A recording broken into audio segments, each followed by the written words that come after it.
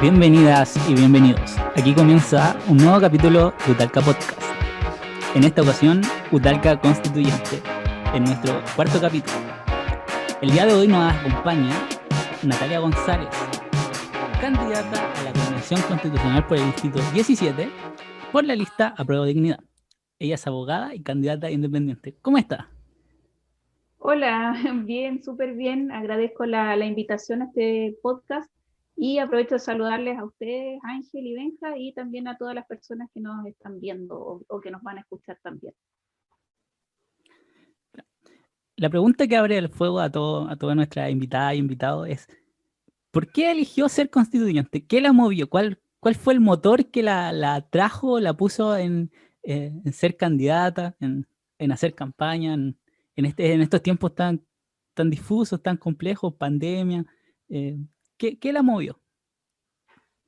Ya, esa es una súper buena pregunta porque con todos los aplazamientos, las dificultades para hacer campaña con el tema sanitario y todo eso, una también se lo ha vuelto, se lo ha repreguntado, digamos, en esta semana.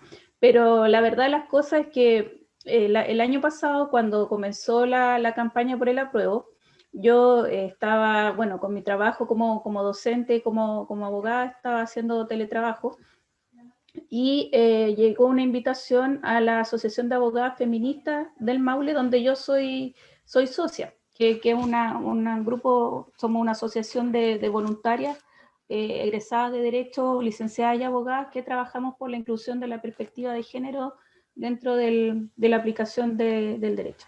Y llegó ahí una invitación para formar parte de un grupo que se denominó FEM Maule, que era un grupo de mujeres que querían articularse para hacer campaña de forma voluntaria, de forma gratuita, por el apruebo, porque igual se vio la necesidad, porque justamente no había mucha información de cómo se iba a hacer el proceso, de cuáles iban a ser las opciones y en qué iba a generar el posible triunfo del apruebo.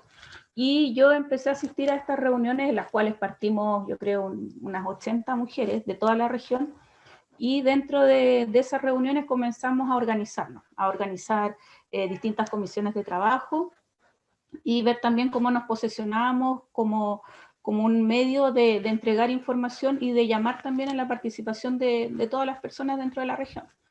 Claro, ese espacio que se generó ahí era un espacio que hasta ese momento ningún grupo ni movimiento feminista había tomado dentro de la región, ni la coordinadora 8M, ni otros grupos más pequeños, porque también se habían mantenido un poco al margen de la campaña del apruebo, porque veían que este acuerdo por la paz, que había dado el pie inicial a la nueva constitución, era algo ilegítimo. Se sentían un poco al margen, entonces no tomaron, digamos, esa iniciativa política.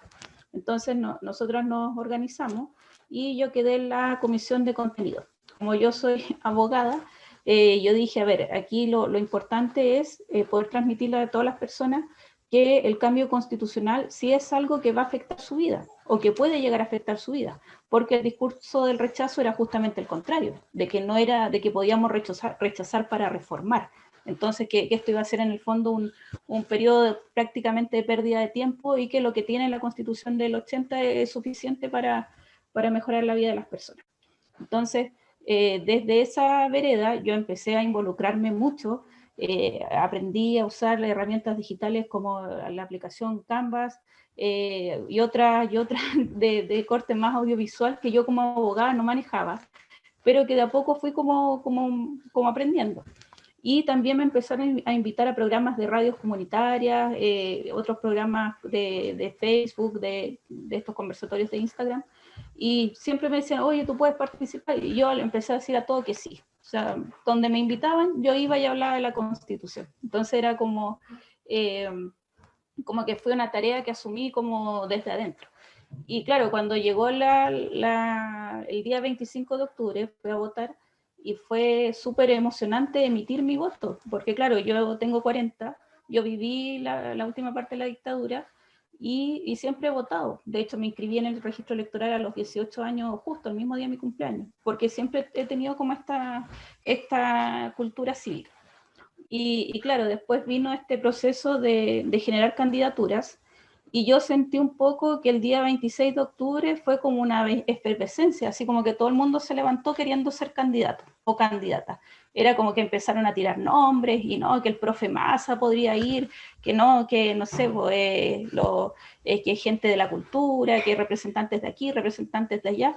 Y yo decía, oye, pero a ver si este proceso partió hace un año, hay gente que igual estuvo en el estallido social, que después fue generando estas ganas de votar a prueba, y hay otros que en realidad nunca existieron, que nadie los conoció, nadie supo quiénes eran hasta que fue avanzando el tema de las candidaturas. Entonces a mí dentro de FEM Maule me preguntaron si yo tenía ganas de participar, porque igual iba a las marchas, fue la marcha que se hizo el 19 de octubre, porque como el 18 fue domingo, estábamos en fase 2, se corrió para el día siguiente, y conversando con compañeras de Abofem y de FEM Maule me decían, pero ¿por qué no vas tú? Entonces yo igual le decía, ya, yo iría, pero siempre que sea una decisión colectiva. O sea, no fue que yo dijera, yo quiero ir, no. Nosotros dentro de FEM Maule generamos una especie de plebiscito para ver si se generaba este apoyo, porque también se tenía que generar el apoyo sabiendo con quiénes más nos íbamos a nosotros sumar, porque no era lo mismo ir en un cupo de la ADC o de la nueva mayoría, que también sentimos que son parte causa de lo que estamos viviendo ahora, que ir en un cupo tal vez de una lista independiente o de la lista en la que voy ahora, que es la Pro Dignidad, que en el fondo es de izquierda anti-neoliberal, que son anti-modelo actual. Entonces, ese proceso igual duró varios meses, no fue un proceso fácil, porque también hay que después, una vez que se decide la candidatura, entrar a negociar.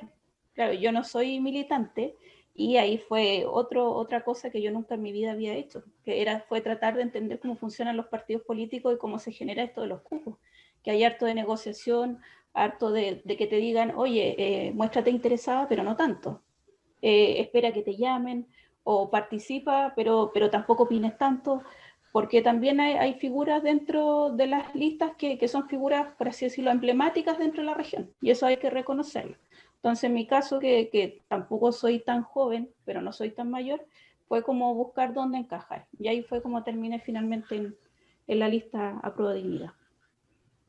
Súper. Y ahora avanzando un poco más a lo macizo de este cambio constitucional, algunos elementos claves para empezar a armar un poco desde su postura, que quizás cosas que no se conversan tanto, que yo encuentro muy relevantes que se conversen, que es ¿qué forma de Estado y sistema de gobierno, régimen de gobierno le gustaría que tuviera Chile para poder abordar estos problemas que dice usted que surgieron desde la ciudadanía?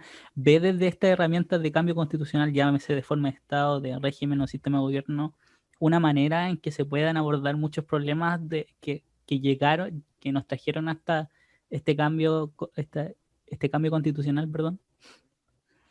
Sí, yo creo que, claro, dentro de la parte orgánica de la Constitución hay que echar mano o hay que meter mano y hay que modificar varias cosas.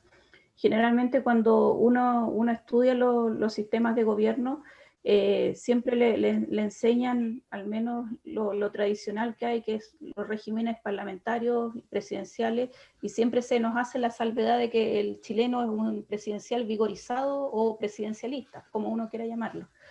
Y dentro de eso yo creo que la figura del presidente de la República, representante del Ejecutivo, claramente ha sido demasiado preponderante en nuestro país, fruto o sea, qué mejor ejemplo que lo que ocurrió hace una semana atrás cuando presentó el requerimiento al Tribunal Constitucional de una ley que ya había sido aprobada por el Congreso y que estaba dando luz verde al tercer retiro, o sabiendo que podía haber ejercido un veto, pero tampoco se quiso quemar con vetar la ley una vez que ya había sido aprobada. Entonces, dentro de las facultades legislativas que tiene el presidente de la República dentro de la Constitución actual, yo creo que hay que restarle ciertas facultades, porque en el fondo que tenga iniciativa exclusiva en ciertas materias y que esas ciertas materias tengan que ver, por ejemplo, con temas tributarios o con este mismo tema de la distribución de la distribución administrativa del poder, genera falta de participación de parte de la ciudadanía, y también genera cierta inactividad de parte del Congreso. Si hoy día escuchamos a algunos asesores legislativos, muchas veces dicen, no, es que nosotros presentamos un proyecto sabiendo que era inconstitucional porque no nos correspondía esa iniciativa, pero lo hicimos para que el gobierno reaccionara. Entonces yo igual siento que el estar esperando una reacción o realizar una tarea de mala manera, esperando una reacción para corregirlo y poder encauzarlo, me parece que es un esfuerzo que se hace de más. Además hay Entonces que ahí tener yo lo... presente que, por ejemplo, si muchos no lo saben, cuando los gobiernos presentan un proyecto, el 99% de los proyectos lo ingresan con urgencia, es decir, tienen que abrirle un espacio en la tabla, ver que y tiran cualquier otro proyecto para atrás, para atrás, para atrás. Así están años discutiéndose, no sé, proyectos como eutanasia o lo que sea, ¿cierto? Claro, de hecho en el TPP-11 Piñera ha tratado de ponerlo en tabla, le ha puesto urgencia un par de veces este año, siendo que toda la ciudadanía, bueno, gran parte de la ciudadanía se manifiesta contraria a ese proyecto. Y que Yasna Proboste también ya lo ha dicho, no se va a discutir el TPP-11 este año. Pero el Ejecutivo tiene, digamos, esa prerrogativa y lo vuelve a poner, le vuelve a poner urgencia. Y en ese sentido, Entonces, ¿qué sistema de gobierno le gustaría, régimen de gobierno le gustaría para Chile? Desde inicialmente sabemos que el funcionamiento de la convención puede dictar de los resultados electorales, que cómo esté compuesto, pero ¿cómo le gustaría a usted desde su perspectiva que estuviera, qué régimen tuviera? Desde su conocimiento quizás también. claro, o sea, a ver, también se ha criticado mucho o a veces se dice, ¿no?, que un sistema parlamentario en Chile no resulta. Siempre se pone de ejemplo el régimen parlamentario que terminó en el año 1891 con la revolución, ¿cierto? Pero la gente bueno, digo la gente, los profesores que se dedican a estudiar estos temas constitucionales o administrativistas, dicen que ese régimen parlamentario no fue un régimen parlamentario de acuerdo a las definiciones actuales. Entonces, cuando se usa esa excusa para no proponerlo, dicen que en realidad es una excusa un poco superflua. Ahora, yo creo que un sistema semipresidencial se podría encajar de buena manera dentro de nuestro país. Ahora, sí también teniendo en cuenta que cualquier régimen político que queramos implantar, también va a haber que echar mano de otros temas como lo que tiene que ver con la organización de los partidos políticos, porque si cambiamos a otro sistema en el cual se necesitan ciertas coaliciones para poder gobernar o una forma de mantener equilibrios dentro del Parlamento o entre el Parlamento y el Ejecutivo, eso también requiere cierta disciplina. Y hoy día los partidos políticos están en entredicho justamente porque ni siquiera existe o la forma en la cual se han afiliado o desafiliado miembros en los últimos años también ha sido muy, muy criticado. Entonces igual hay que tener presente y decírselo también a quienes nos están escuchando y viendo que siempre la Constitución o cualquier tema que querramos proponer, también hay que verlo como por una óptica más amplia. No es solamente entregar una propuesta no sé, en régimen de gobierno, sin tener en cuenta también que esto va ligado a otros tantos temas y otras tantas reformas que hay que hacer. Con Rodrigo Poblete conversábamos el otro día y decía que eran como tres mellizos que van caminando de la mano: el sistema de gobierno, perdón, la forma de Estado, el régimen de gobierno y el sistema electoral. ¿Qué, qué opinión le merece a usted sobre relacionándolo también? ¿Qué forma de Estado le gustaría que tuviera?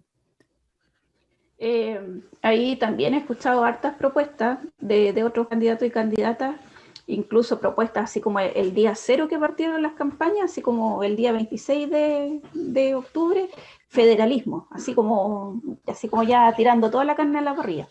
Y te ponen de ejemplo el sistema canadiense, el sistema alemán y todo eso. Pero yo creo que hay que ser súper responsable porque un sistema federal requiere gasto de recursos económicos, requiere también entender la distribución de competencias dentro de los estados federados y también arriesgarnos a hacer crecer el aparataje administrativo, porque si pasamos a un sistema federal, supongamos que nuestra región es un estado federado, ¿qué vamos a hacer? Vamos a tener el Parlamento Central dictando leyes nacionales y también vamos a tener un parlamento dentro de la región. O sea, hoy día hay muchas voces que abogan por la disminución del Estado y sin embargo después se propone esta forma de distribución que también va a llevar más gastos.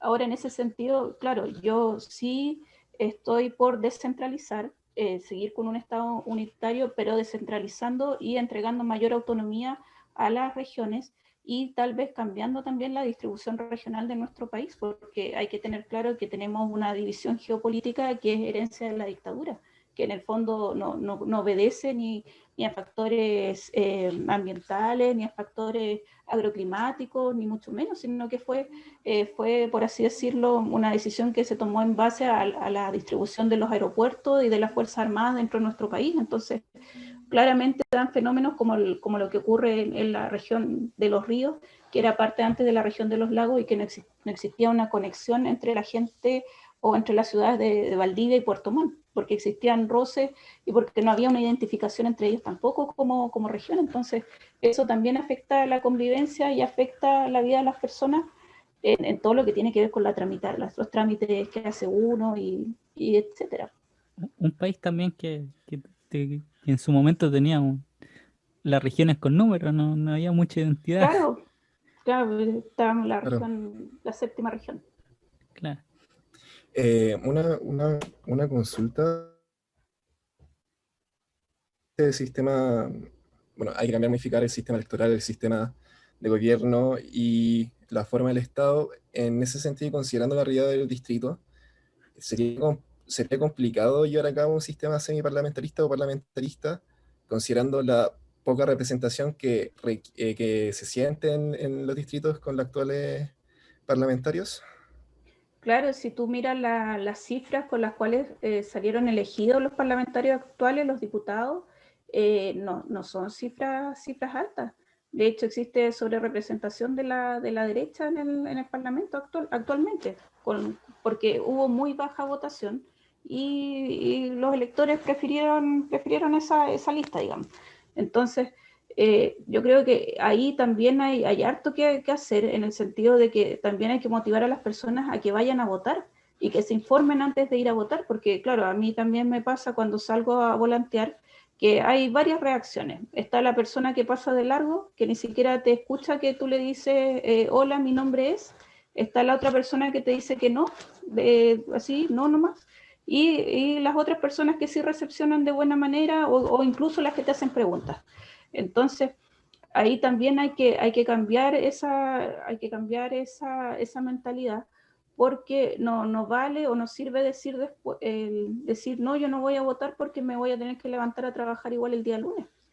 Pero no se tiene en cuenta que las condiciones en las que te tienes que levantar a trabajar el día lunes sí pueden estar determinadas por quién tú votaste.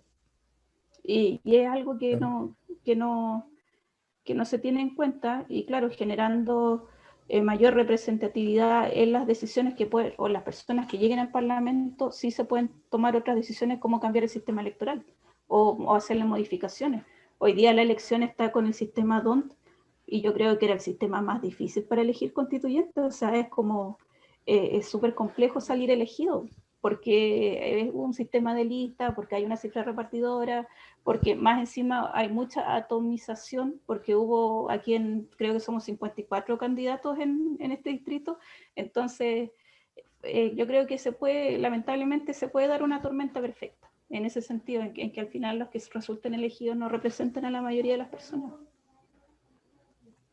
Avanzando un punto más al feminismo, respectivamente, bueno, como has dicho, representas a BOFEM aquí en el distrito, en la región del Maule, principalmente. En ese sentido, la Constitución tendría que tener un apartado feminista o dentro de la Constitución debería garantizarse la protección de la mujer. Hay algunos constituyentes que dicen ciertas cosas, hay que limitarla a la Constitución, ciertas cosas. ¿Cuál es tu punto de vista respecto a eso? Claro, bueno, dentro de las tareas que hace ABOFEM, dentro de una de las líneas de trabajo que tiene ABOFEM, es justamente la incidencia legislativa, es incidir por la creación de leyes que incluyan la perspectiva de género. Dentro de la organización, igual lo puedo decir orgullosa, que hay varias candidatas a la convención constituyente a lo largo de casi todo Chile. No tengo el número exacto, pero en algún momento habían preinscritas o que informaron su intención de ser candidatas de 26, en total éramos 26, lo cual es bastante. Y en ese sentido también señalar que, claro, es necesario que se incluya la perspectiva de género dentro de la Constitución, pero tal vez no como un capítulo ni como un apartado distinto, sino que en el fondo se incluya un principio general de protección hacia la mujer, que incluya la vida libre de todo tipo de violencia y que también haya un principio de no discriminación o de eliminación de todo tipo de discriminación hacia la mujer, porque también eso pondría al día a Chile, que ha firmado tratados internacionales y convenios internacionales en ese sentido y que no los hacen operativos. De hecho, hoy día se salió, lo alcancé a leer a la pasada en Twitter, que la Contraloría se pronunció respecto de la poca efectividad de los programas de protección de la mujer del CERNAMEG. Se hizo una auditoría y se determinó que los programas que tiene CERNAMEG en realidad no cumplen esa función la función para la que son creados.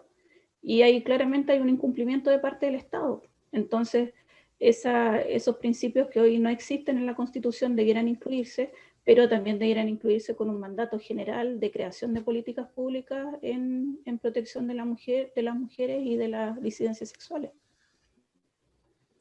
Sí. Otro tema que preocupa también al Estado es el tema del aborto libre, o sea, el aborto en realidad.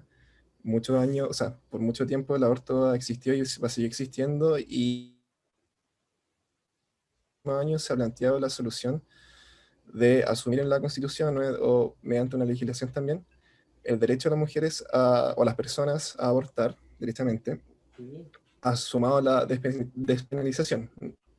Eso, según su punto de vista, debería estar en la Constitución, en una eventual nueva Constitución.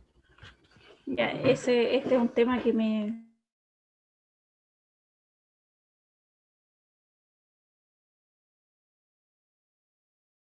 reproductivo, regulación del aborto y la práctica de la objeción de conciencia. A ver, ¿hubo un avance con despenalizar el aborto en 3 causales? Sí, pero desde el punto de vista legislativo, porque lamentablemente en la cotidianidad todavía existen muchas trabas para que esa ley sea operativa. Eso hay que señalarlo. El hecho de que exista una objeción de conciencia que está hipertrofiada, lamentablemente perturba, afecta y obstaculiza el ejercicio del derecho a abortar. Ahora, dentro de la Constitución, hay países que han optado por el camino de establecer un principio general de protección y de consagración de los derechos sexuales y reproductivos. Entonces, en ese sentido, que son derechos o un conjunto de derechos más amplios y que contienen el derecho al aborto libre, seguro y gratuito, yo voy más por ese camino, de optar por la protección de los derechos sexuales y reproductivos, porque así también protegemos la educación sexual integral, protegemos el acceso a la contracepción de emergencia, el acceso a los métodos anticonceptivos y en definitiva protegemos el ejercicio de nuestra sexualidad y el derecho o la elección a elegir si procreamos o no procreamos y el espaciamiento que queremos entre cada uno de nuestros hijos, si es que nos vamos por ese camino. Entonces yo creo que aquí se va a dar este fenómeno, un fenómeno bien particular, de que por un lado vamos a debatir dentro de la Constitución si consagramos estos derechos y por otro lado la ley de despenalización del aborto de las primeras semanas va a ir avanzando en el Congreso. Entonces seguramente van a ser 2 carriles que van a ir avanzando en paralelo. Y yo creo que a pesar de que las personas que se declaran o los candidatos o candidatas que se declaran pro vida o que van por la protección del no nacido o la protección del que está por nacer desde la concepción, ahí lo voy a decir abiertamente, yo creo que ahí hierran el punto, porque el tema de la protección de la vida del que está por nacer versus el respeto de la mujer y la autonomía sobre su propio cuerpo ya está resuelto hace años por la Corte Interamericana de Derechos Humanos.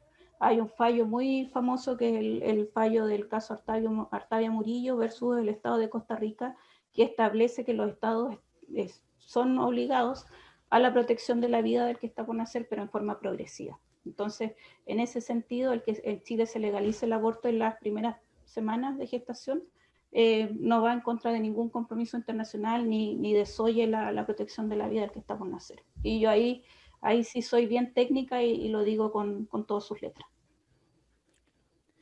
¿Considera usted que hay un abandono de parte del Estado de Chile hacia las mujeres en general, llámese históricamente y en el tiempo reciente? Sí, mira, a ver, el fin de semana hubo un homicidio de una mujer adulta mayor, fue un homicidio violento. Creo que hoy hubo una manifestación afuera del juzgado de garantía y ese es un episodio más de tantos que ocurren a diario.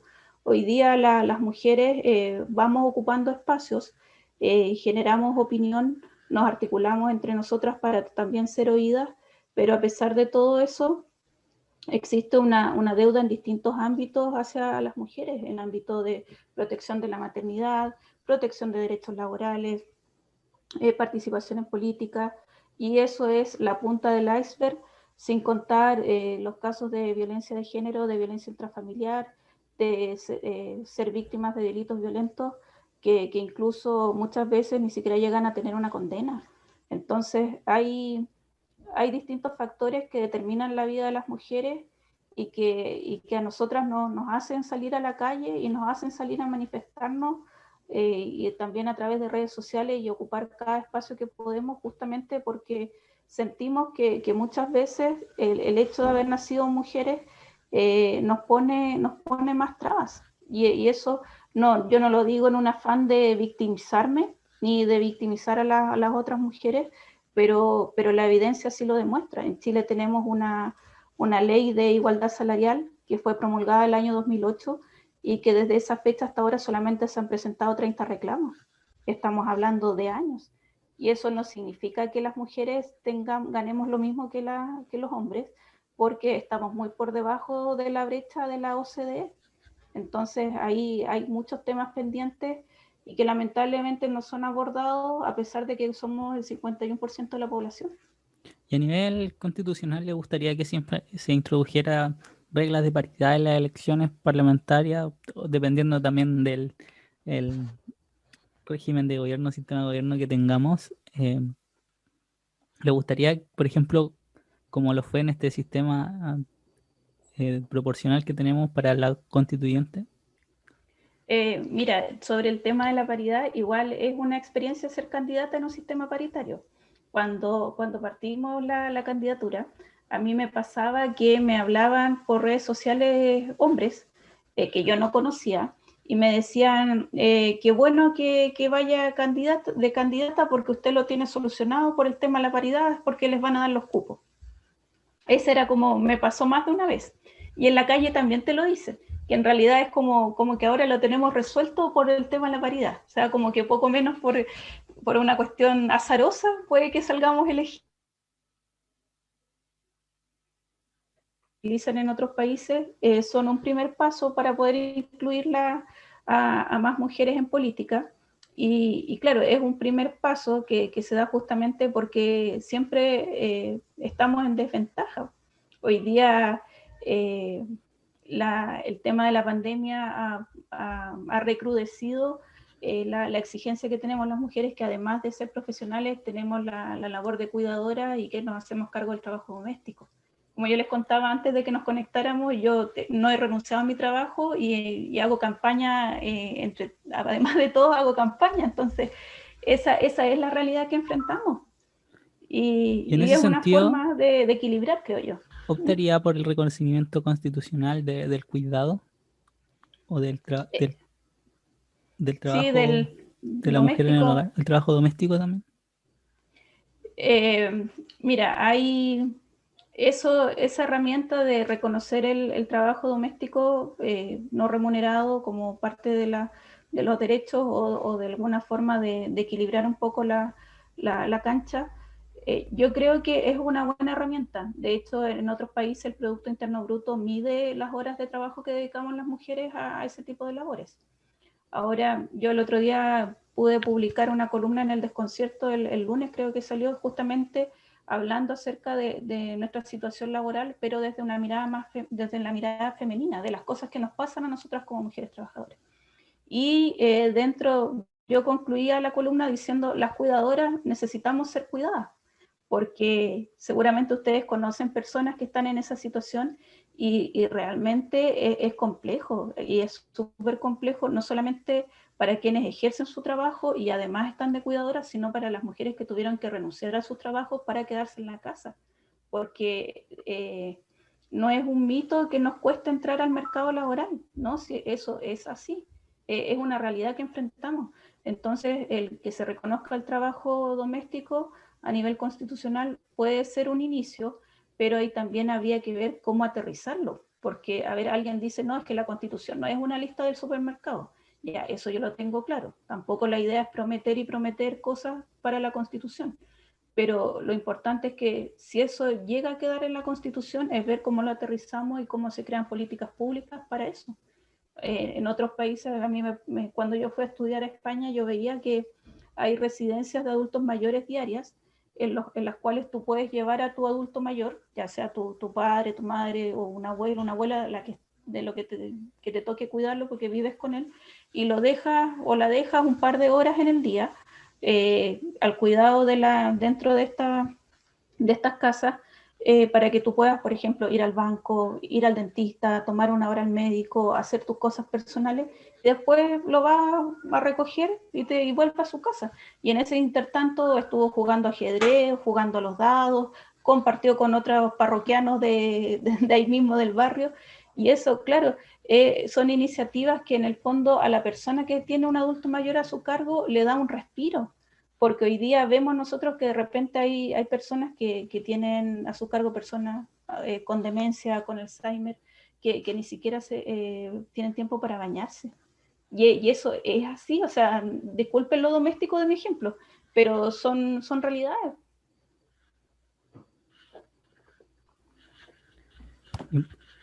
Retornando un poco a al punto de los derechos filiativos, sexuales y reproductivos, considera desde la perspectiva de las diversidades sexuales, la población LGBT, también un detrimento del Estado de Chile hacia estas personas, llámese del reconocimiento de la familia, de derechos civiles, hablando en pleno siglo XXI del reconocimiento de derechos civiles.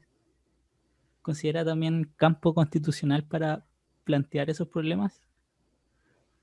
Sí, a ver, a mí me da un poco no, bueno, no es risa, me llama la atención que si tú ves los debates de CNN, generalmente una de las preguntas es, ¿considera usted que debemos mantener la definición de familia como núcleo esencial de la sociedad? Y ahí saltan los que van por las listas de Evópoli, Republicano y RN, diciendo que no, que hay que dejarlo como está, y el otro sector diciendo que no, que es obsoleto, que hay que cambiarlo, que en realidad ya. Entonces, de ahí surge siempre la polémica. Y claramente, a ver, la comunidad LGTBIQ+, es una comunidad que merece ser reconocida o que merece el respeto de sus derechos, al igual que todas las personas, porque, a ver, ellos pagan, si nos vamos así como a la parte más programática, o más dura, ellos pagan sus impuestos igual que nosotros. No existe una exención tributaria por pertenecer a esa comunidad, ¿no?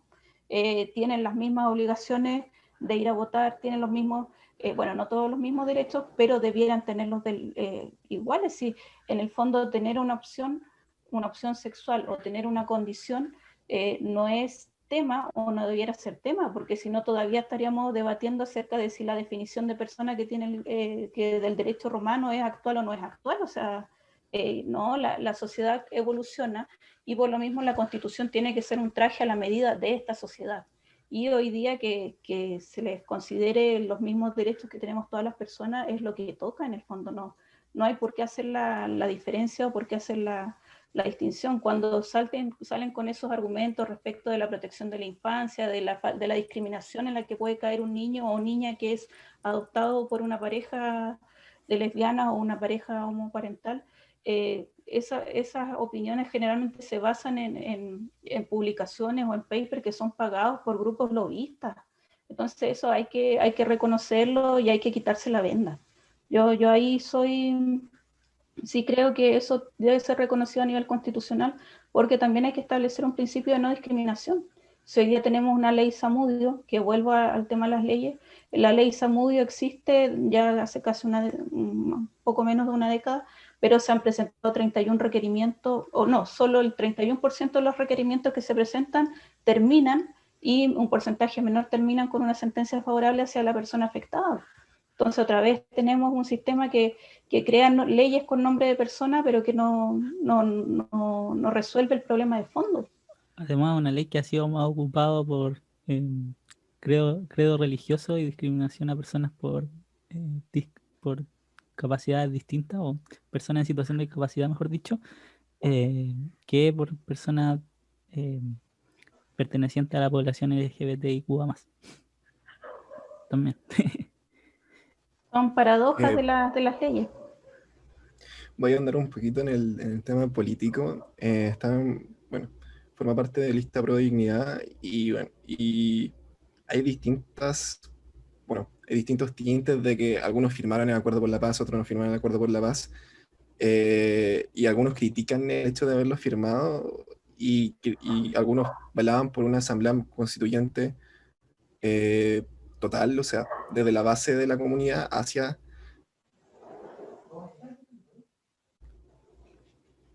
no sé si, o sea, ¿qué opina acerca de esas críticas? Si la adhiere, si no la adhiere. Bueno, es independiente, está parte de una lista que si bien es nueva en política, ha estado igual ahí en la forma de generar acuerdos, se ha disociado también en parte también Frente Amplio por este mismo problema de no lograr acuerdos.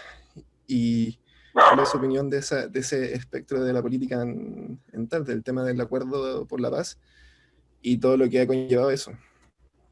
Claro, a ver, el tema bueno, a mí el estallido social eh, fue algo que yo nunca había visto. Claro, ustedes son más jóvenes que yo todavía, pero, pero antes de lo que ocurrió el 18 de octubre, yo sí tenía la reflexión acerca de que no estábamos bien. Había algo que aquí no cuadraba, algo que no funcionaba en el país y que justamente tenía que ver, me acuerdo, estábamos debatiendo el tema de rebajar las horas de trabajo semanales a 40. Y era todo una disputa de qué iba a pasar con el empresariado, de que la actividad económica y todo eso. Entonces justo viene el estallido social. La sensación que yo tengo es que lo que pasó después, en cuanto fue muy vertiginoso las primeras semanas y surge este acuerdo por la paz, que en realidad yo también sí sentí que fue una carta que se sacó debajo de la manga, porque el tema constitucional no estaba en la agenda de nadie. Si de hecho la presidenta Bachelet había terminado su proceso de reforma constitucional presentando el proyecto el último día de su mandato y había quedado durmiendo en el Parlamento. Entonces, cuando tú ves una serie de políticos de toda la vida sentados algunos con una cara descompuesta, otros con las mangas de la camisa hasta acá arriba como en señal de que habían trabajado, se habían desvivido trabajando esas horas, igual se te revuelve un poco el estómago, o al menos a mí se me revolvió un poco el estómago porque yo decía, a ver, sacaron este acuerdo, eh, pero, pero este es un acuerdo que en definitiva tiene un quórum súper alto, que es de 2/3, y después, claro, como yo ya estoy metida en este proceso, me entero un poco de la trastienda sin pertenecer a este mundo político, de que una de las cosas que más se muñequeó fue justamente que no fuera un acuerdo de 2/3, sino que fuera de 3/5, que es más bajo, era más alcanzable.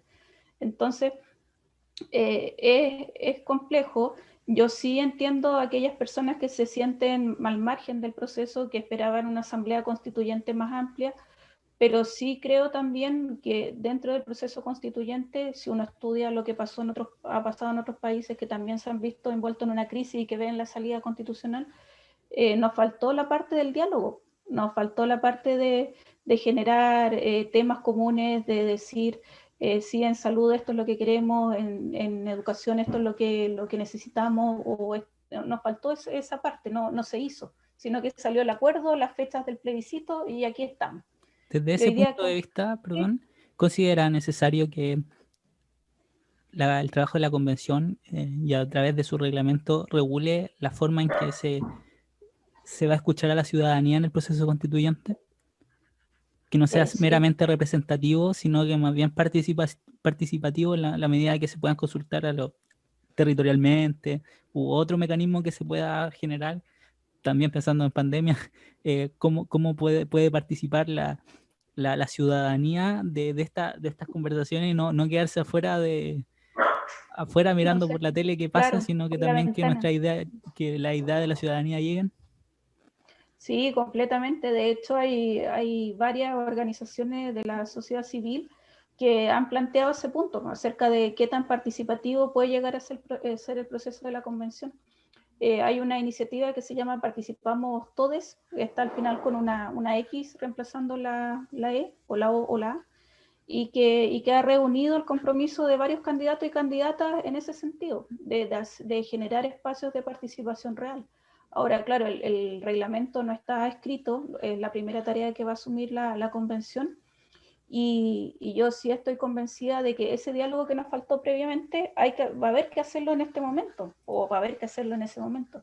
Ahora, los mecanismos de participación, igual es complejo establecerlos a priori, así como lo estamos conversando ahora, porque de hecho la Corporación Humana hizo un estudio al respecto y en realidad la mayoría de las personas que al menos respondieron a esta encuesta decían que ellos quieren participar viendo el proceso a través de redes sociales.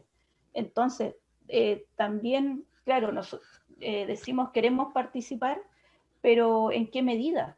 Porque también hay un cansancio, hay un agotamiento que también es algo que se palpa en la calle y que se palpa también desde quienes venimos trabajando por este tema desde hace casi un año y que tiene que ver justamente con eso, que no, ya nos cuesta movernos, nos cuesta reunirnos y estar pendientes de este proceso. Yo creo que también va a ser difícil. Ahora, ¿cómo hacerlo llegar a la gente? Yo creo que lo más fácil es a través de medios digitales y de que todos puedan acceder a eso. De hecho, hoy día, si hay un caso mediático, tú pones Facebook y hay 5.000 personas conectadas viendo una audiencia de formalización que es transmitida por el Poder Judicial, y eso hace un año atrás era algo impensado. O sea, ¿quién va a ver una audiencia de formalización si no pertenece a este tema, al tema jurídico? Nadie. O las mismas sesiones de discusión del retiro del 10%, si lo transmite la radio cooperativa en directo, a veces hay 6.000 personas conectadas viendo el debate parlamentario y ahí comentando y participando de esa forma. Ahora, ¿qué tanta incidencia se logra con eso? Es poca porque en realidad que los parlamentarios están ahí, puede que estén viendo su Twitter, pero tampoco le van a estar respondiendo a las personas qué es lo que, por qué votó de una forma u otra. Entonces, generar mecanismos de participación con los territorios igual es algo complejo, pero yo creo que es algo que hay que hacer. O sea, al menos yo no soy de la idea de que si la convención va a funcionar en Santiago, estar en Santiago todo el mes o la semana laboral completa, ¿no? Hay que hacer un trabajo acá también en el distrito. Traer la convención Y al frente a distrito. esa, sí, y frente a la disyuntiva de participación, respecto a una eventual, si ya la Convención Constitucional va a tener que entrar a negociar con los distintos partidos políticos, está abierta a negociar con partidos, por ejemplo, la lista de la prueba, o partidos de centro o de derecha, incluso algunos candidatos independientes más radicales para algunos, con el fin de lograr ciertos objetivos, o responde a A los las intereses bases. de... Como dicen en Responde a política, los... respondo a mis Claro, bases. A ver, ese tema es súper bueno porque igual tú vas escuchando otras candidatas y candidatos acá en el distrito y de repente te dicen, no, es que yo tengo un mandato. Yo tengo un mandato de quienes me levantaron como candidata y yo tengo que responder ese mandato. Y yo igual como abogada me quedo pensando, yo digo, pero ¿y qué pasa si su mandato es distinto a todos los otros 154 mandatos? ¿Cómo coordinamos los 155 mandatos dentro de la convención? Si todos te dicen, no, es que yo tengo un mandato. A ver, ahí hay que ser realista y hay que ser estratégica. O sea, hay temas en los cuales se va a generar mucha discusión, pero yo creo que hay que saber bien qué discusión dar y cuál no. Y dentro de estas discusiones, saber hasta cuándo cedo y hasta dónde no cedo. En el tema Tribunal Constitucional, tú escuchas muchos candidatos que dicen, no, es que hay que eliminar el Tribunal Constitucional. Y les preguntan ya, ¿y qué ponemos? ¿O cómo controlamos la constitucionalidad del sistema? Y ahí quedan, porque no lo han pensado qué sigue después de la eliminación. Bueno, y el sistema de control de constitucionalidad existe en todos los países. Hay distintas configuraciones. En ese tema habría que eliminar el control preventivo, que ha sido Claro, juzgado. por ejemplo, y también cambiar la forma de nombramiento de los ministros del Tribunal Constitucional. Tal vez establecer un sistema de sorteo con una bolsa de posibles conocedores de cada causa, que es un sistema que también se utiliza en otros países, en que si tú eres abogado experto en temas constitucionales o en otros temas, te inscribes en un listado, se verifica que tus competencias sean reales y si llega una causa, entras a un sorteo. ¿Qué significa eso? Que no todos los encargados van a analizar todos los requerimientos de constitucionalidad que lleguen. Es una de las formas que existen. Entonces, lo que yo creo respecto de cómo uno se maneja dentro de la convención es que uno no se puede cerrar al diálogo, porque justamente estábamos hablando en la otra pregunta de que nos faltó la etapa del diálogo como país. Entonces, hay que dialogar dentro de la convención, pero dialogando también de cara a quienes tú representas. En mi caso, que yo he levantado varias banderas de lucha, no podría tal vez transar en temas que yo veo que son de discriminación abierta hacia las personas o en temas que tengan que ver con mantener el Estado subsidiario. No, porque yo a todas luces voy por la eliminación del Estado subsidiario. Entonces, eso es algo en lo que yo no transaría. Claro, que vaya abierta al diálogo no significa también que vaya a aceptar todo lo que venga. Claro. Un Estado hay que ahondar en un Estado social de derechos, como han dicho algunos candidatos. Si mal no me equivoco, las regulaciones de la actual Constitución no permiten hacer amnistía o interferir en el actual proceso judicial. Sin embargo, bajo su postura y su opinión personal, estaría dispuesta o está a favor de los argumentos en contra de que existen presos políticos en Chile y una eventual libertad o amnistía a ellos. A ver, mira, sobre el tema de los presos políticos, yo creo que hay que ser bien honestos. Hay procesos judiciales respecto de personas que están imputadas por situaciones que ocurrieron durante el estallido social que llevan un tiempo que es absurdo en prisión preventiva. Eso yo creo que un sistema procesal penal no se debiera permitir ese tipo de situaciones. O sea, eso no debiera ocurrir. Ahora, también lamento que gran parte de las denuncias que se hicieron sobre violación de derechos humanos, la Fiscalía no haya perseverado en la investigación, porque ahí yo ahí desconozco, digamos, cada una de las causas y desconozco el motivo por el cual la Fiscalía no perseveró, pero sí es un número que es bastante llamativo. O sea, vemos que hay un patrón, digamos, que se repite.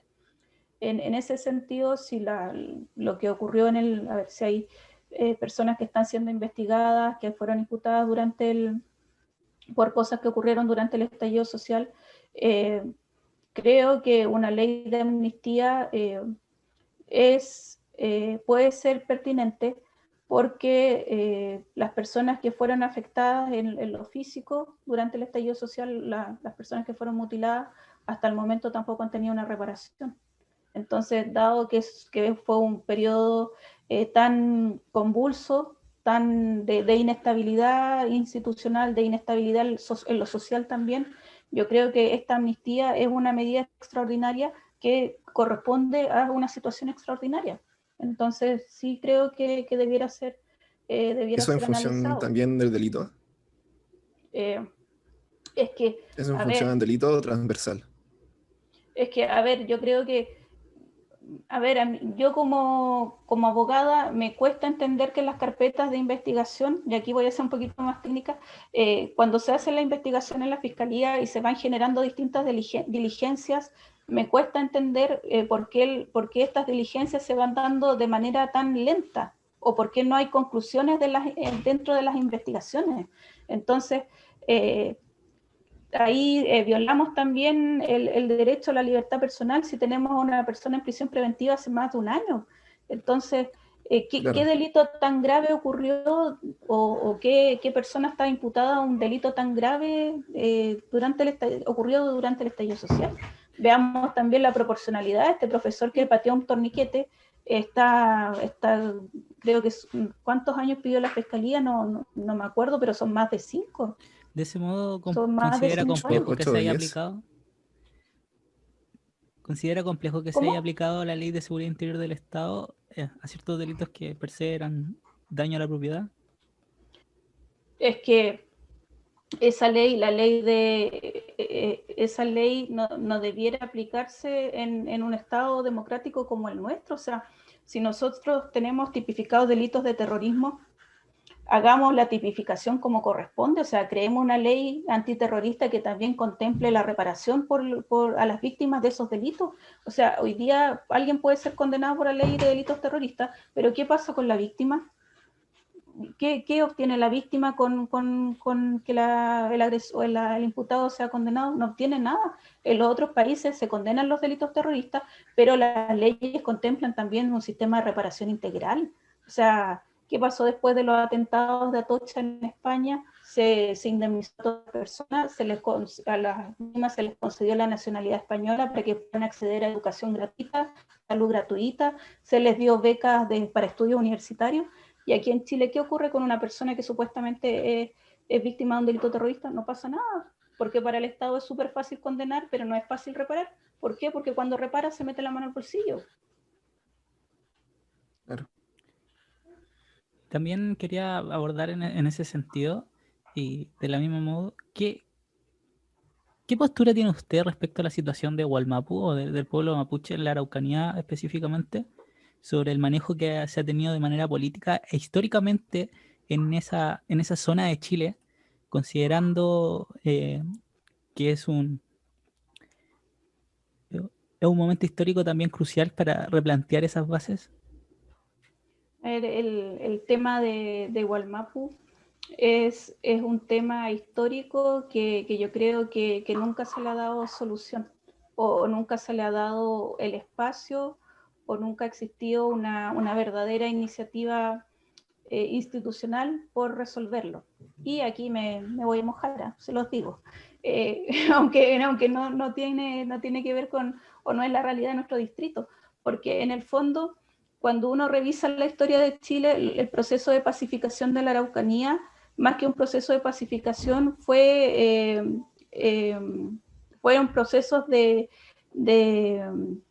no sé cómo decirlo porque no existe un término jurídico, de robo de tierras, que no es robo la palabra jurídica, pero el territorio que se le restó a las comunidades indígenas son territorios que hoy día pertenecen a forestales o que pertenecen a familias que en realidad son terratenientes en el lugar. Y eso es así.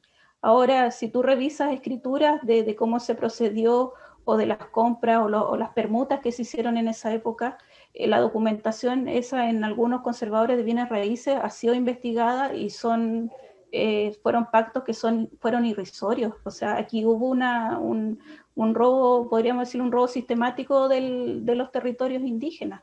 Y yo siento que ese cascabel no se lo ha puesto ningún gobierno al gato. Y lo podemos ligar con lo que estaba hablando recién respecto de los delitos terroristas y la reparación.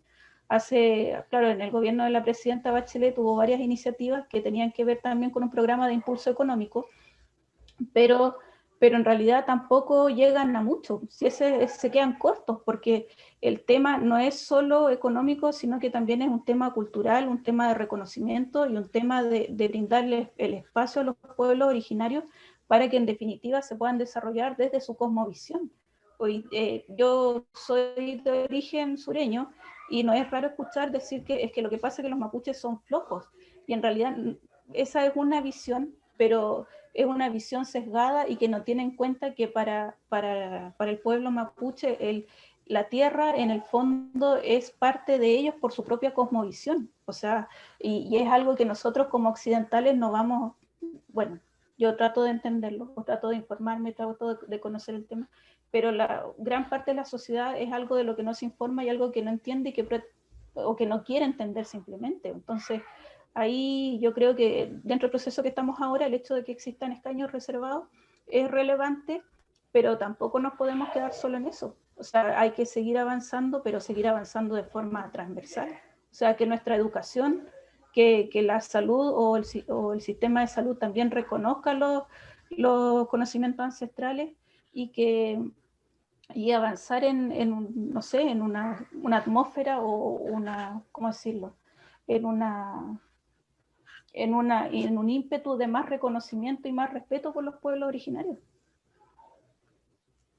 Claro, cambiar el paradigma. Ahí habían candidatos de este mismo distrito que han dicho que en la zona de Gualmapu, en la Araucanía, existe terrorismo y más aún narcoterrorismo. No sé si está de acuerdo con esa frase Afirmación. en particular.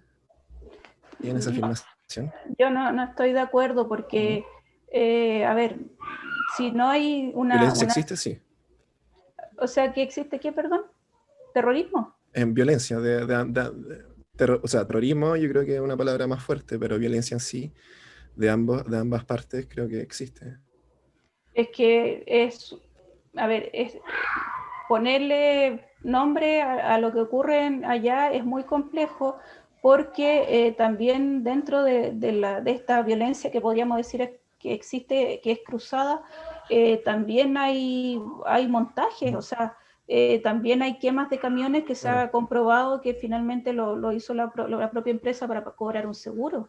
Entonces, yo no comparto esa afirmación porque justamente yo voy al origen del problema. O sea, aquí estamos con un problema que es multidimensional. O sea, no se trata de un problema de delincuencia, sino que es un problema sociológico, histórico, político y ambiental también, y que la forma de solucionarla, como te decía antes, no se ha conseguido por ninguno de los últimos gobiernos. ¿Y habría que dar la autonomía al pueblo mapuche? ¿Toda la autonomía? Total autonomía, no, yo creo que hay que buscar una forma pacífica de coexistir. El pueblo mapuche tiene varias formas en las cuales ellos se organizan, en que al menos allá en el sur, si tú lo abordas desde el lado de la atención en salud, los equipos de salud lo tienen bastante claro y saben que para hacer un operativo, no sé, de diagnóstico de catarata, tienen que pedirle permiso al lonco de la comunidad para poder ingresar y hacer su operativo. Y eso es algo que quienes Claro. trabajan allá lo manejan. Entonces, formas como esa yo creo que son posibles de llevarse a cabo, pero tiene que haber una doble intención, una intención a nivel institucional, de dialogar y también escuchar todo lo que ellos quieran decirnos. Claro, algunos centros de salud incluyen a distintas machis dentro de también de este dentro del centro para brindar una salud más complementaria, más global a toda la diversidad de personas. Claro, se incluye en el Em, modelo de atención de salud. de atención de salud, claro. Mm. Tomando bajo ese mismo tema de salud, ¿usted está de acuerdo con un seguro universal de salud, un seguro, o sea, ISAPRE como seguro complementario, una totalidad privada, una totalidad estatal, seguir con garantizar el derecho a la salud también dentro de la Constitución? Ya, mira, ese tema del tema de la salud, yo creo que hay que aprovechar de responderle al ex subsecretario Zúñiga y que ahora es candidato a la constituyente, decirle que es mentira que en la constitución actual se consagra el derecho a la salud. Eso hay que decirlo así de claro. Lo que consagra la constitución es un sistema de libertad. Y es un sistema de libertad a medias porque en realidad la libertad que tenemos igual está coartada por el bolsillo que tenemos. Hoy día el que puede pagar salud de buena calidad lo hace y el que no se tiene que conformar con el sistema público. Yo soy partidaria de un sistema de seguro universal en el cual se garantice efectivamente la salud. Ahora sé que para eso y para poder entregar salud de calidad hay que hacer una gran inyección de recursos en el sistema público. Hoy día, ¿qué se hace? Se compran camas en el sistema privado. Cuando es necesario, se compran camas en las clínicas privadas, que justamente las clínicas privadas son gestionadas por ex ministros de salud. Entonces, ¿de qué estamos hablando? Y ahora no restaría o no eliminaría las clínicas privadas, porque eso también lo he escuchado, que hay personas que dicen, no, es que hay que eliminar todo lo privado. No, pero sí, porque también debe existir la opción para quién lo puede pagar. Y también en el tema de las ISAPRES, claro, eso podría funcionar como un sistema complementario, porque también es la propuesta que tiene el Colegio Médico hace años y que está ahí como que cada cierto tiempo la relevan, pero esa propuesta ya está dando vuelta hace tiempo, entonces yo creo que es como lo más adecuado para nuestra sociedad. Los derechos sociales de todos nosotros. El tema, y poniendo también el contexto del tercer retiro de la AFP, el tema de la seguridad social y de la AFP propiamente tal, se ha puesto altura de mira y muchos han propuesto un sistema de reparto, un sistema mixto, un sistema, seguir manteniendo el sistema actual, aumentar los años de cotización. Frente a ese tema, ¿cuál es su opinión al respecto? A ver, yo creo que cuando se creó el sistema actual, que dicho sea de paso fue creado por el hermano del presidente actual, Claro. no se tuvo en consideración muchas situaciones que pasamos las personas a lo largo de nuestra vida laboral, como las lagunas, los periodos de cesantía, el pre y el postnatal en el caso de las mujeres, y eso genera que las pensiones a la larga no sean lo suficientemente buenas para solventar las necesidades que tienen las personas que jubilan. Ahora, en otros países funciona de mejor manera el sistema de reparto, pero eso tampoco quita que aquellas personas que se pueden pagar un ahorro voluntario que complemente su jubilación también lo puedan hacer. Ahora, aumentar los años de cotización, yo ahí me resisto y lo confieso, porque yo igual siento que trabajar hasta los 65 años y después disfrutar en algo tu vejez es algo que también merecemos. Y en el fondo hoy día eh, que te jubiles y que tengas que seguir trabajando ocurre porque es el modelo que tenemos y a lo que nos acostumbran. En el fondo el trabajo no puede ser toda la vida, el ocio también es importante, el desarrollo de otras tareas o de otras inquietudes también es relevante. Hoy día si un adulto mayor, no sé, nunca aprendió a pintar y quiere hacerlo, es justo que también lo haga porque trabajó toda su vida y porque ahorró toda su vida y lamentablemente ahorró en un sistema que no es solvente, porque hoy día las grandes ganancias se las reparten los Utilidades, pues, socios de claro. las utilidades de los dueños de las AFP. ¿Nacionalizaría los fondos de pensiones? Eh, bueno, ahí yo creo que habría que estudiar cuál sería la fórmula, pero yo tampoco me creo eso de que el Estado es mal administrador, pues si siempre te dicen, no, es que el Estado es muy mal administrador, y esa es como la excusa para empezar a privatizar, pero, pero tal vez pueden seguir siendo administrados por privados, pero con una mayor fiscalización. Si en el fondo el sistema que tenemos ahora igual se fue configurando de esta manera en los gobiernos de la concertación, si eso igual hay que reconocerlo. Claro. Contraargumentando La o creación de multifondos y distintas contrapreguntando leyes. también, perdón, Benjamín, ¿considera usted quizás bueno el planteamiento que realizó la Organización Internacional del Trabajo con sede en Chile a través del profesor Uthoff, diciendo que sería bueno la implementación o avanzar aún más en el sistema tripartito que, que inicialmente tiene Chile? Bueno, bipartito actualmente que consta con un pilar solidario, un sistema de capitalización individual y también un sistema de capitalización colectivo de empleadores y trabajadores activos.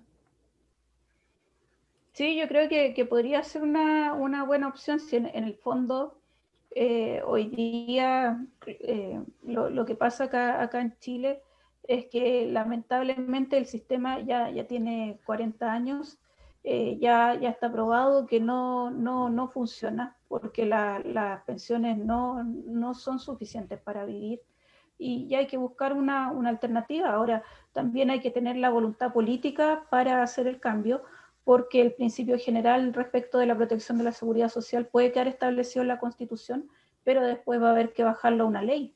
Y de una vez que lo bajemos a una ley, también vamos a necesitar la colaboración del sistema de privados, si es que lo cambiamos según cómo lo diseñemos, y también se va a necesitar una colaboración más transversal. Ahí también quiero, antes de cerrar el punto, poner de relieve y que puede que suene un poco alejado de lo que estamos conversando, pero yo creo que también tiene relación, en el hecho de que hay muchas candidaturas que han sido financiadas o que han recibido aportes de parte de grandes empresarios de nuestro país. Y como hoy en día esos aportes son públicos, uno los puede conocer, es muy llamativo que estén aportando cifras a las candidaturas, jugándosela, digamos, para que estos candidatos que han recibido sus aportes estén en la convención. Y a mí no me cabe duda que esas donaciones no son donaciones altruistas, sino que tienen que ver también con los intereses que pueden llegar a defender esos candidatos o candidatas si es que llegan a ser electos. Y lo uno justamente con lo que hablaba recién respecto a la colaboración que se va a requerir con todos los entes privados al momento de querer aterrizar todo el contenido de la Constitución nueva, si es que llega a ser necesario. Avanzando hacia otro punto, hacia el medio ambiente, existe una discordia, bueno, varias discordias con la inclusión de los animales en la Constitución y también la garantización mediante un artículo de que garantice realmente que vivamos en un medio ambiente. Em, ¿Cómo se siente respecto a estas dos posturas? ¿Está de acuerdo con incluir al animal en la Constitución y garantizar un medio ambiente libre de contaminación? Ya, yo ahí también me voy a confesar. El tema animalista o la inclusión de los animales no humanos en la Constitución hasta antes de entrar en este proceso de candidata era algo que yo no me había planteado nunca. Porque, bueno, yo estudié Derecho en la Austral, que es la carrera ya tiene como una tradición desde el lado del derecho ambiental y de los recursos naturales también, pero no es un tema que uno estudiara o que se generara opinión hace 10 o 20 años atrás, sino que es relativamente nuevo. Dicho eso, una de las primeras actividades que yo tuve como candidata fue justamente firmar un compromiso por la inclusión de los animales no humanos dentro de la Constitución. Me invitó la Fundación Vegetarianos Hoy a que nos reuniéramos para contarme de su trabajo y qué era lo que ellos proponían. Y a mí me hizo bastante sentido la propuesta porque el trabajo que llevan estas organizaciones, yo hablo de la Fundación Vegetarianos Hoy y también de la otra Animales en la Constitución, es un trabajo bastante serio, que tiene harto estudio de derecho comparado, que tiene una fundamentación jurídica y que en definitiva buscan avanzar en distintos procesos que yo siento que también podemos avanzar nosotros como sociedad. Entonces, ahí derribar tal vez la idea de que puede que los animales terminen con más derechos que las personas, porque eso no va a ocurrir. Porque en lo que se busca en el fondo es eliminar la crueldad en la industria cárnica o en la industria agrícola. Y eso yo siento que desde el punto de vista ético es algo que es necesario. O sea, hoy día ver cómo dentro de esa producción se genera maltrato a seres vivos, es algo que también nos tiene que conmover como sociedad. O sea, o al menos a mí me conmueve como persona. Y por eso sí estoy de acuerdo. Debería estar En la Constitución, debería estar sí, en la misma categoría de las personas. ¿Sí? ¿O tiene que estar en una categoría intermedia entre objeto, que es la que está actualmente, hay personas? Es que lo que propone al menos la Fundación Vegetarianos Hoy es un principio de protección de los animales no humanos, eliminando justamente actos de crueldad. Entonces, y también cambiar a la larga esta definición que aparece en el Código Civil de que son muebles, porque en el fondo eso permitiría también tal vez Claro. crear alguna institución especializada en la promoción de los derechos de los animales no humanos. De ahí se podría avanzar, digamos, sería como abrir ese avance. Ahora, en ese sentido, la propuesta de vegetarianos hoy es bastante aterrizada, o sea, ellos no buscan como equilibrarnos humanos y no humanos, sino que es solamente este principio de protección y eliminar la crueldad. Quieren partir por eso. Así que yo creo que es un buen punto de inicio porque en otros países también se ha hecho en los procesos constituyentes. Siguiendo en el tema medioambiental, sí, termina. Sí, y el otro tema que me preguntabas de vivir en un medio ambiente libre de contaminación, más que vivir en un medio ambiente libre de contaminación, yo creo que la Constitución va a tener que avanzar en el sentido de establecer que la protección del medio ambiente sí es un límite de las actividades productivas, que es un principio que hoy día no tenemos reconocido a nivel constitucional y que permitiría tal vez cambiar la ley de bases del medio ambiente y establecer ciertos límites también a las actividades productivas que producen daño medioambiental y que a la larga afectan la vida de las personas. donde cada pueblo tenga la autonomía de decidir las empresas que están en su zona. Actualmente eso pasa de una decisión súper centralizada y a nivel regional. Claro, en estos comités que se arman. Claro, y donde no hay representación popular, son prácticamente puros políticos los Están que están. los ceremis y un poco más. Sí, ahondando más en el tema del medio ambiente, tomando un poco el agua, la escasez de agua debería tomarse como derecho, o sea, no como derecho eso, sino derecho al agua como tal. Debería sobreponerse al uso público en vez de los derechos de agua que han sido algunos utilizados por privados. En el tema de la protección del agua, perdón, es un tema que igual me llega bastante porque yo trabajo con cooperativas de agua potable rural. Hace 3 años que estoy asesorando a cooperativas de agua potable rural. Partí con una en Bobadilla y ahora asesoro una en forma permanente en el sector de San Antonio Encina en Linares. Claro, no están en nuestro distrito, pero igual son parte de la región. Y Son parte del claro, y cuando uno se empieza a meter en el tema del uso del agua y del tema del cooperativismo, ves que en definitiva hay que buscar un modelo que sea distinto al que tenemos en nuestro país, porque hoy día se permite la especulación con los derechos de agua. Y eso es una realidad que ha permitido el Código de Agua desde su última modificación y que también ocurre a la luz de la Constitución actual. Entonces yo creo que hay que avanzar a un modelo de priorización en el cual se establezca que lo prioritario es el consumo humano, que así también se establece en el caso del nuevo reglamento de las sanitarias en agua potable rural, y que yo creo que puede ser un principio de aplicación general para modificar el estatuto actual.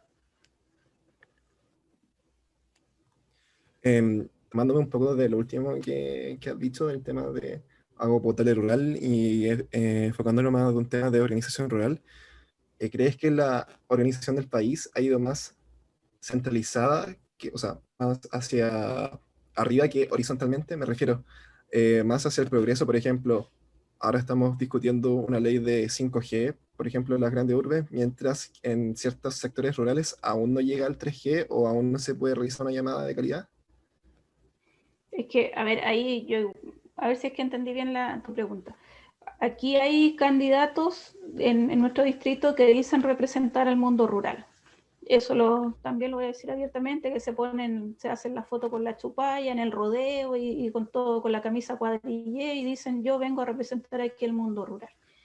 Y esa situación yo creo que no está bien porque uno tiene que ser un candidato o candidata transparente y en realidad relacionarse con las personas con las que tú dices representar, pero de verdad, o sea, ser presidente de los criadores, ser presidente de la Sociedad Chilena de Criadores de Caballos no significa que tú seas representante del mundo rural. Discúlpenme que lo diga tan abiertamente, pero hoy en día el mundo rural sí es un mundo que está postergado justamente por la lejanía, por la falta de conectividad, por problemas de vialidad, por el tema del agua también.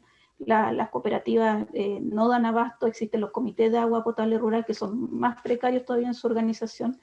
Y yo creo que el mundo rural y todas las políticas públicas que cuando se deciden en Santiago de forma centralizada no tienen a la vista esas realidades, no las tienen a la vista, porque, porque nunca se han planteado qué es qué es lo que es realmente vivir no sé, en Corralones aquí en San Clemente, porque nunca han vivido ahí. Entonces, ¿cómo van a Claro. entender, cómo van a poder internalizar bien cuáles son las necesidades de las personas si no viven esa realidad? Y yo creo que ahí también los electores y electoras tienen que ser bien despabilados o bien avispados de elegir a personas que en realidad entiendan qué es lo que vivimos la mayoría de los chilenos. Sí, es bien distinto ser de Es igual, FONASA que no serlo. claro, es igual va de la mano, bueno, lo último que estamos discutiendo de la organización regional, que todo está todo tan centralizado y la autonomía de ciertos territorios, de ciertas comunas a poder tomar ciertas decisiones.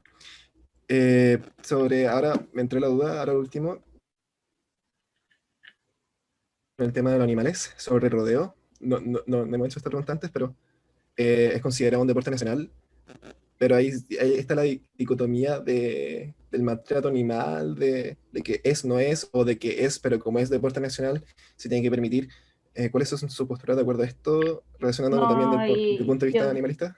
tengo una postura bien clara. Yo tengo amigos veterinarios y hay fractura de las costillas de los novillos. Y eso es así. Eh, el que diga que no es maltrato animal es porque nunca ha visto la radiografía de las costillas quebradas de un novillo después del rodeo.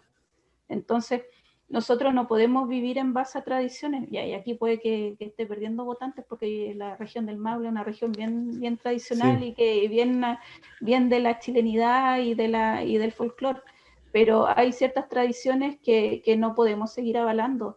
Eh, yo hablaba de eliminar la crueldad con los animales como algo ético. La sociedad tiene que evolucionar hacia mínimos éticos. Tenemos que mejorar, o sea, no podemos quedarnos pegados en ciertas cosas porque son tradiciones. La esclavitud también era una tradición y se abolió. Y entonces, ¿por qué el rodeo, por ser una tradición o una fiesta nacional o un deporte nacional, no se va a poder abolir? Eh, yo ahí no comulgo con la práctica del rodeo.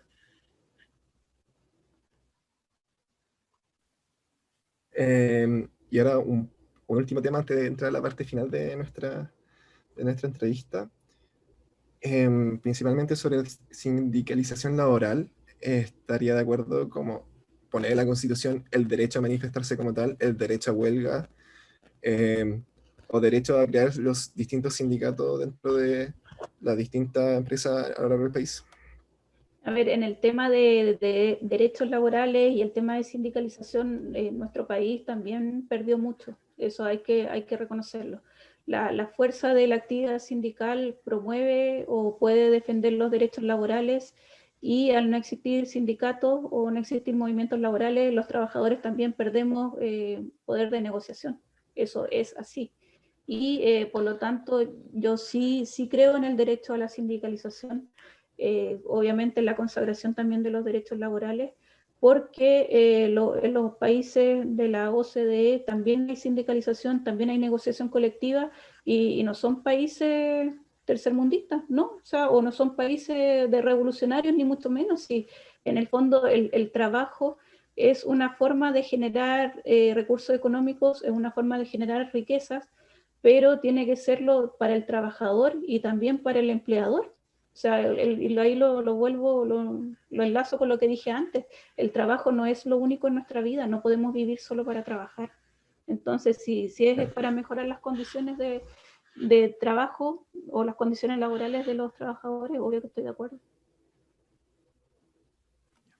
Ahora, Ángel, te cedo la palabra, la última parte de esta entrevista. llegamos a una parte un poco más relajada para calmar un poco los ánimos, porque estas preguntas igual son tensas, sube la adrenalina. Así, y, y no se preocupe, no solo con usted, con todos nuestros y nuestras invitadas hemos estado lo hemos apretado un poquito para que No, salieran está bien, buenas está bien, está bien. respuestas.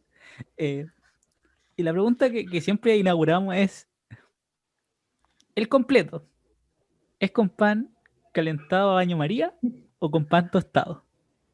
Ya, ahí, bueno, ustedes no me preguntaron al principio, pero yo no soy originaria del Maule, yo soy del sur, pero llevo muchos años viviendo y trabajando acá en el Maule. Entonces, como yo soy del sur, allá no se come el completo con pan mojado. Mojado. No, aquí el completo es con pan mojado. Y si ustedes me dan a elegir, yo lo prefiero con pan tostado, lo cual no significa que yo no me haya comido mis completos en la 4 Oriente y en la 6 Oriente con pan mojado, porque es lo que corresponde acá. Sí, ¿para qué vamos a estar con cosas? Pero yo lo prefiero con pan tostado. Y el desayuno va con ayuya, con marraqueta o pan francés, como también me corrigieron el otro día. Batido también puede ser. No, aquí el desayuno es O con pan, milcao, no sé qué parte tampoco. no, no tan al sur no, pero desayuno con pan de molde. Pero si es cuando como sale el meme así, ¿por qué tan elegante Homero? Si ya le queremos dar un nivel al desayuno, ahí con marraqueta blandita. Esas fueron nuestras preguntas. Ya, más sanos, ¿no?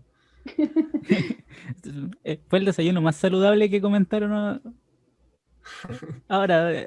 Los capítulos anteriores, todos eran marraquetas, ¿sí? O pan francés, mejor dicho, y todos con pan mojado, pan calentado, baño María. Nadie se había atrevido a decir, no, yo como con pan tostado No, porque no estoy hay que ser acostumbrado. transparente, hay que ser transparente.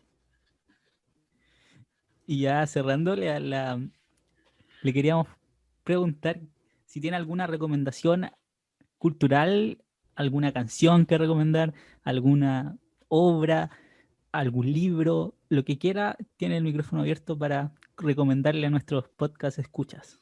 Ya. Les voy a recomendar una serie de Netflix. O sea, bueno, no es de Netflix, la dieron antes en televisión, pero yo la estoy viendo en Netflix.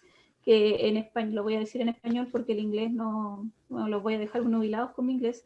Es Cómo cometer un homicidio, que es de la norteamericana Shonda Rhimes y que la protagonista es Viola Davis, que es una abogada que ejerce de docente en el área penal. Entonces, creo que son 6 temporadas. Las primeras se pasan muy rápido porque tienen un ritmo bien vertiginoso. No les voy a hacer spoiler de más que esto, pero la serie, al menos las primeras 2 temporadas, es bien adictiva.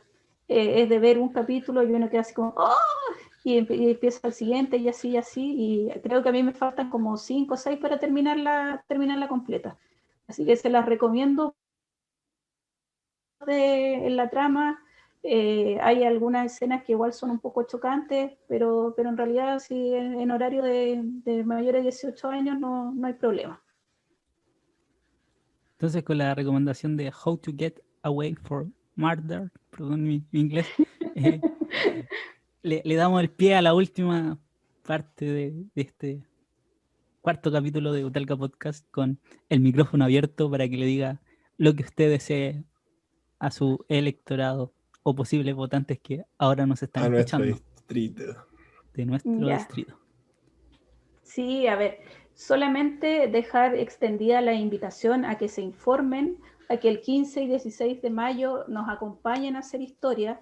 Es una elección muy relevante la de convencionales constituyentes. Nunca en la historia de Chile se ha creado un órgano democrático para redactar una constitución y por lo tanto tenemos la tremenda oportunidad de elegir caras nuevas, de elegir caras que a pesar de no ser tan mayores tengan experiencia, tengan también el conocimiento del distrito y que tenemos todas las ganas de hacer un trabajo transparente, de hacer un trabajo metódico para construir una constitución que nos represente como sociedad y que sea el punto de inicio para el país que queremos. Mi lista es la lista Pro Dignidad, mi nombre es Natalia González Cifuentes y soy el YQ32. Ese es mi número.